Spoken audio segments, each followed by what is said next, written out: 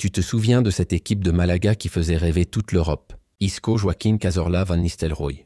Une équipe de stars qui en 2013 se hissait jusqu'en quart de finale de la Ligue des Champions, à quelques secondes d'éliminer le grand Borussia Dortmund. C'était l'apogée, le moment où tout semblait possible. Et puis, plus rien.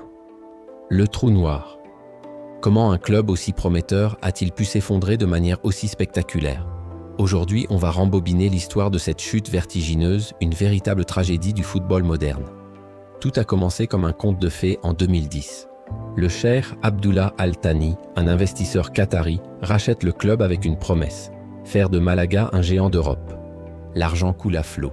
Le mercato estival devient une véritable démonstration de force. Santi Cazorla débarque d'Arsenal, la légende Ruud van Nistelrooy sort de sa retraite, le français Jérémy Toulalan quitte Lyon pour l'Andalousie, et le vétéran Joaquín revient en Espagne.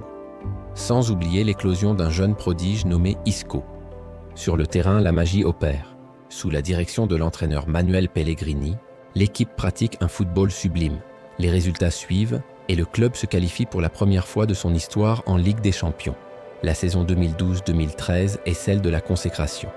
Malaga termine premier de son groupe devant l'AC Milan, élimine Porto en 8e et se prépare à affronter le Dortmund de Jürgen Klopp en quart. Le match aller se solde par un 0-0 prometteur. Au retour en Allemagne, Malaga mène 2-1 à la 90e minute. La demi-finale leur tend les bras. Et là, le drame. 2 buts encaissés dans le temps additionnel, dans des conditions plus que litigieuses. C'est l'élimination la plus cruelle qui soit. Mais à ce moment-là, personne n'imagine que cette défaite n'est que le début de la fin. Le rêve est sur le point de virer au cauchemar.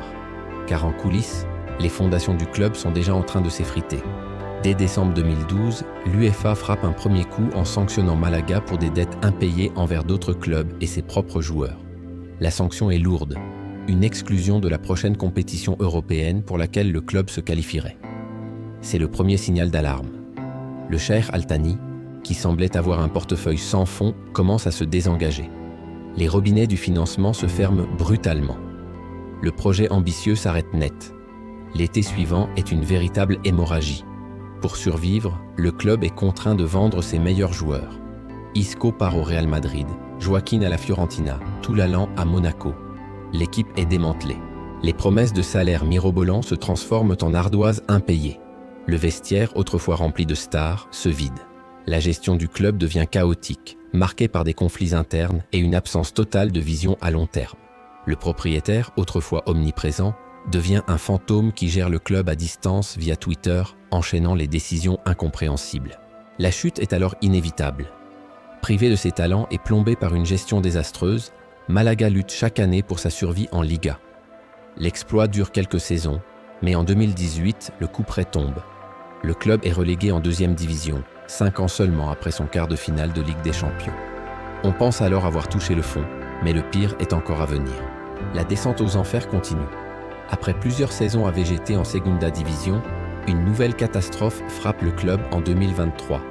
Une relégation en 3e division espagnole. Un niveau que le club n'avait pas connu depuis des décennies.